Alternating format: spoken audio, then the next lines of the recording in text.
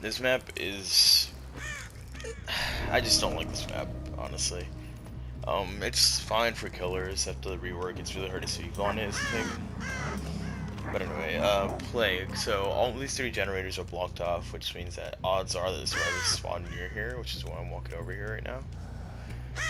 And, they buffed Plague recently, so she starts with a fountain ready for you to use your damage spit, but you don't generally want to use that early on in the game. You kind of want to wait till later on.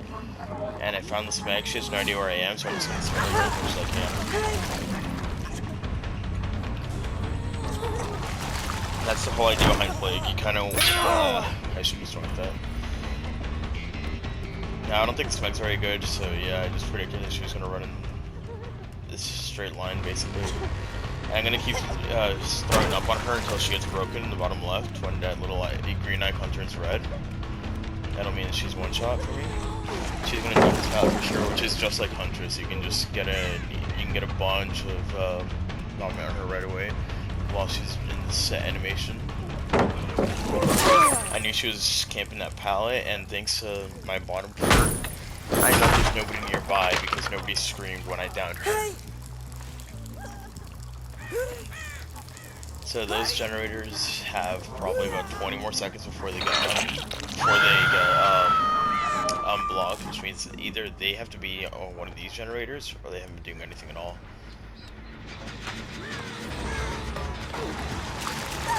And so like the general idea is Plague is you want to try and get as many people sick as possible. You don't have to commit right away to go get somebody fully injured.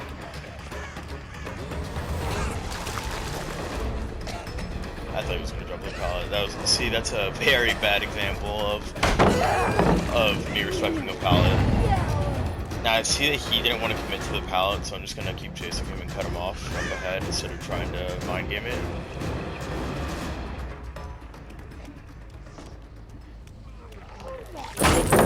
I saw him camping behind the pallet, but I'm gonna make him think that I'm going this way, and then I'm gonna turn back around and see if he fucks up. I hear him right on the other side of this. This is just one of the most safe pallets in the entire game, right? I should have broken this right away. That was a big mistake on my part to keep waiting.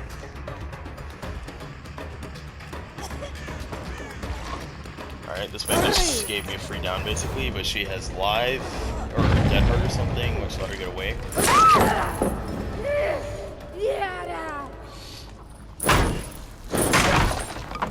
There is an obsession because of my perks. I'm just going to leave her on the ground slugged, which also ends up creating more pressure for me. I'm going to break this pallet too, because I don't have anything else to do. And now I'm going to go try and find more people. And again, since I didn't get if I had gotten a proc out of my Infectious Fright, the perk on the bottom, then I would have gone and looked for whoever it was. They're on this middle generator though, I can hear them. So there's 3 people injured right now, so odds are this guy is injured, and even if he isn't, he led me straight to somebody else who was injured. He used that hard really fucking early there. And he messed up. I know where that girl went because of Infectious Fright. I'm gonna keep trying to cut her off. I see that she's literally just trying to make distance as fast as possible. And I don't hear her coughing. Oh, I do hear her coughing. So I know she is going to be one shot for me.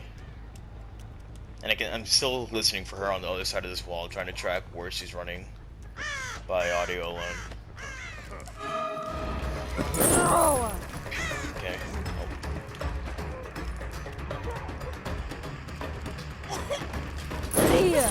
That was a good dead hard. She has to drop a pallet or else she dies, and I think she's going to keep going.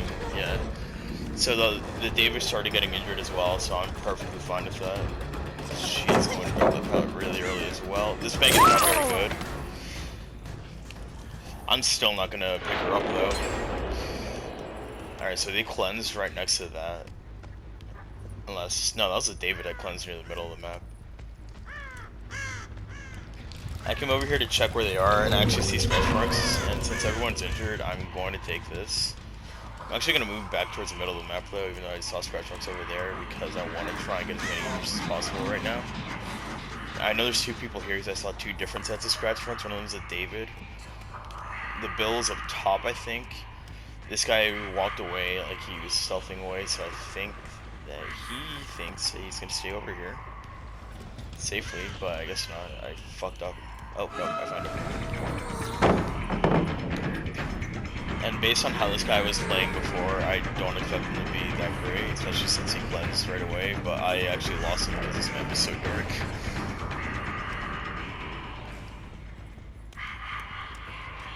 Yeah, I literally have no idea where he is because this map is so fucking dark. I hear the Nia right above me though. She's...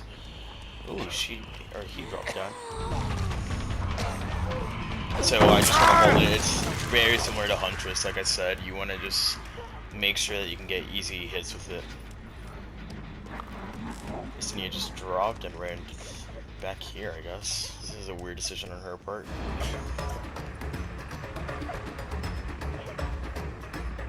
And if she tries to loop this, I can just kill her. Or it's actually a Fang, not even a Nia.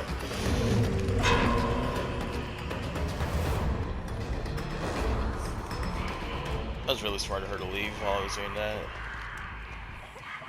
And you'll notice I slug a lot on every killer I play, basically, and that's because slugging is one of the best ways to develop pressure. Somebody ran off to the right over there, I think that was Meg. That was really good on her. I didn't think she'd camp it that long. I thought she'd keep going. You don't want to get stunned as Plague, because when you get stunned, you get you lose your power completely if you have it up. So that was a big mistake on my part. Oh, that was Dead Hard that she used to get back towards me. So 3 of them, Dead Hard at least. David probably does as well, but I haven't chased him long enough for it. I gotta keep slugging here because that's the only way I'm gonna keep pressure. Now I do have a decent 3-gen. I need to come over here and try and cut someone off though. And I don't really have any pools that aren't taken yet on this side of the map.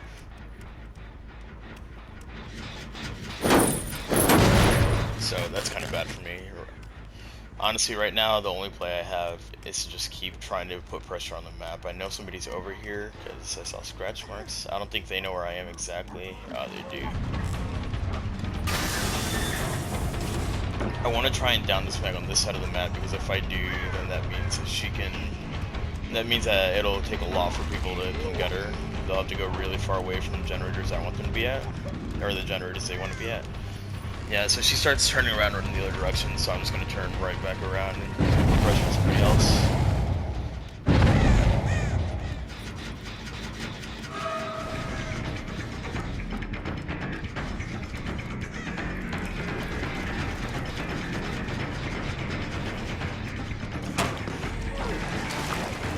I heard someone's coughing over here, so I'm just going to come over here. She honestly kind of fucked up, but it doesn't matter because the game just vacuumed her in a good spot. Now I see where most of these guys are. That girl's on that generator. That David's definitely back over there. This map is basically just one giant infinite, so it's really difficult to play on as a killer.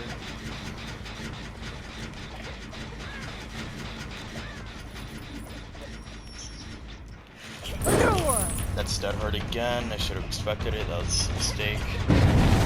That's David on the generator. I hope there's not a pallet over here. Ooh, there's somebody in this locker. Or not. This was really smart of her though to get in the locker, because that way I have to pick her up and it wastes more time. I see scratch marks over here, meaning that they're gonna run over to the right to try and pick up the Meg.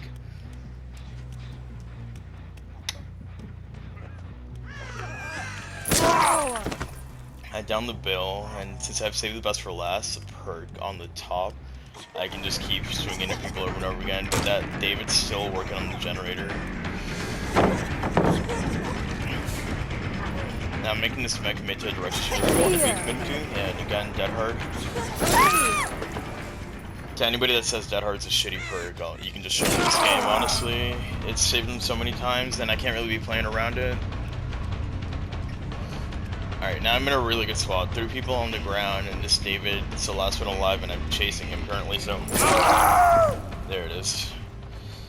Now, they might have Unbreakable. I don't actually know, because that is a Bill perk, so generally you expect Bills to have it.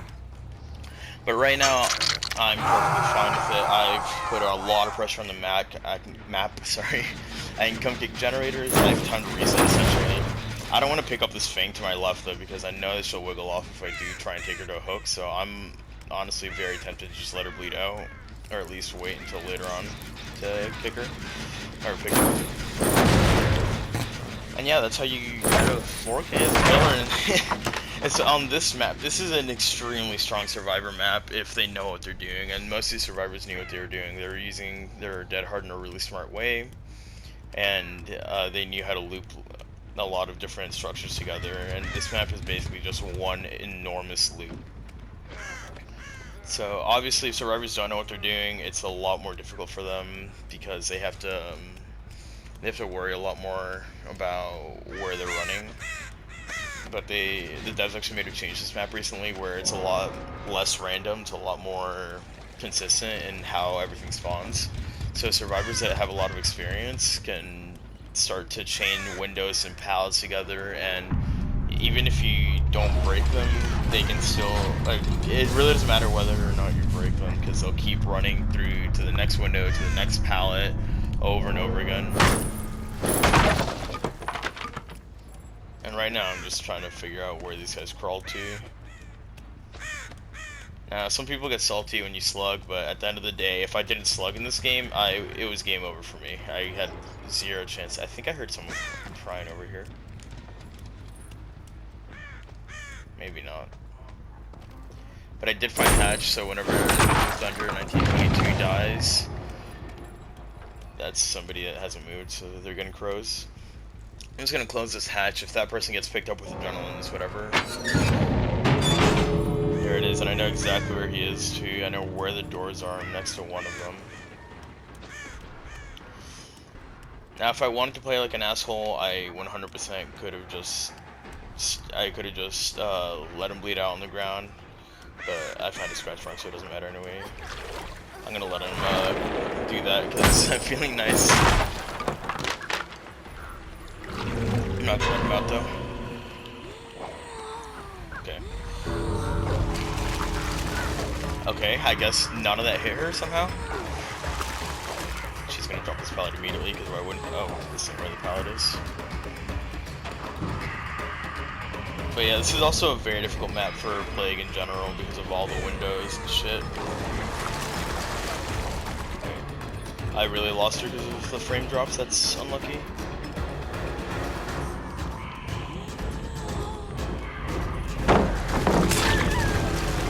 But Plague's a lot like Huntress. When you have your, even if you don't have your ability, you want to wait till people are in set animations to go for longer pukes, because that's mostly for infected people, of course. But yeah, you want to make sure that they're in a set animation, because that makes it easier on you later on to try and injure them.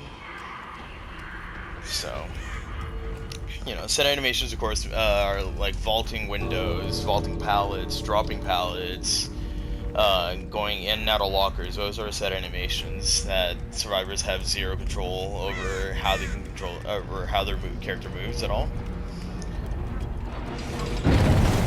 This girl made some fucking distance, Jesus. But you can see why this map is so poor for for killers, because it's basically just one giant loop.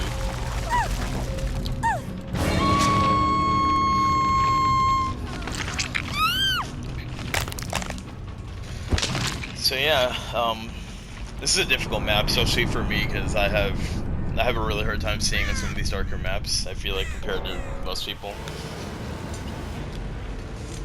Now, of course, if you don't hook people a lot, the entity will be displeased. But at the end of the day, that's not really what I'm worrying about. Eventually, if you play enough, you'll hit red ranks. Plague's one of those killers that has a harder time reaching red ranks because you get less hits overall.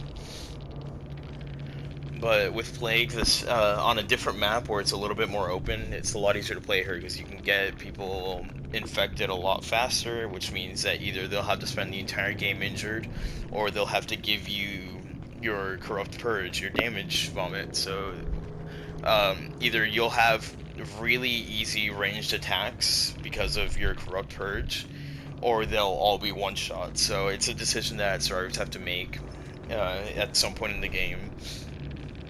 And some of the smarter survivors will do something. You might have caught it earlier when I mentioned it. But whenever you have a certain area that's either it has a lot of loops or it has a lot of generators, you generally, as a survivor, don't want to be cleansing in that area because that's an area that the killer's going to be wanting to go to anyway. So at the end of the game there, you saw that I had a 3-gen, but there was no fountains that were used at all throughout the game, or throughout that area.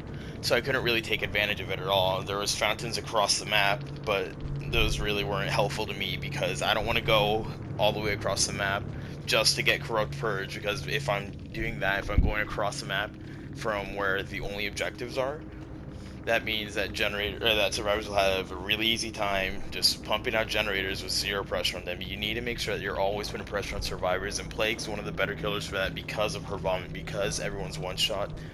So either they have to help you out or they have to be injured. So one way or another, it's a win-win for the Plague. And as long as you can make use of your perks, then she's a really good killer. Now for my perks, I've said it in several other videos. I love Infectious Fright. This is one of my favorite perks overall, and I think it's the strongest perk for Plague, or sorry, from Plague. And essentially what it does is whenever you down somebody, anybody within your heartbeat range will scream. So killers with small heartbeat ranges like Hag, like Spirit, maybe don't benefit from it as much. But even then, it's really nice to know where people are. This helps you counter flashlight saves. This helps you counter pallet saves. It lets you slug people and just keep up the pressure over and over again. Excuse me. So, Infectious Fright is just a really good perk overall.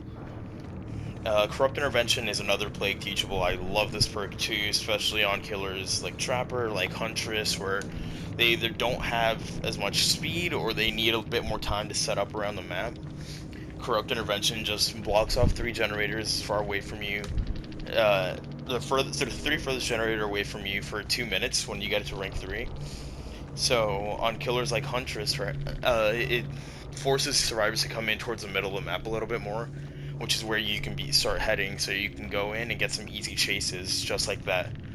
Or on a killer like Trapper, it means that survivors will spend more time doing nothing, which means that you can go and try and set up an area around yourself wherever you spawn or wherever you feel like, really.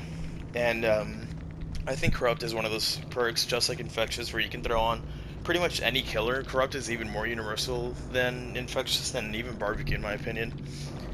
So this perk's just great overall for helping out with map pressure. Now Pop Goes the Weasel, this is another just universally good perk. There's very few killers that I wouldn't run it on. If you don't know what to run, Pop Goes the Weasel is almost always a good choice. If you hook somebody within the next 50 seconds at rank 2 but 60 seconds at rank 3, those 60 seconds after you hook somebody, you can kick a generator and immediately 25% of it is gone. That's 20 seconds on a generator that get completely reverted. It's really nice for those end game situations.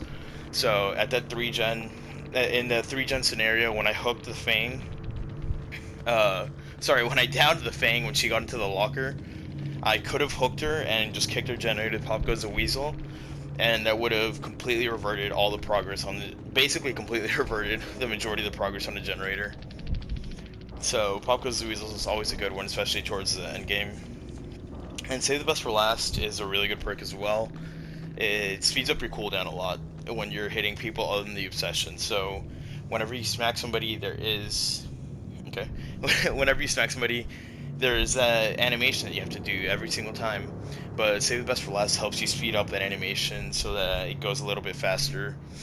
And as long as you're not hitting your Obsession, you'll start hitting people faster and faster and faster, and that pairs really well with Infectious Fright, because you can down somebody and right away you can be right up there trying to chase them, trying to find some way to down them instead. So it helps with the snowball value of slugging a lot. And for add-ons, I just had 2 decreasing the Vile Purge cooldown, meaning whenever I vomit with the regular vomit, the green one,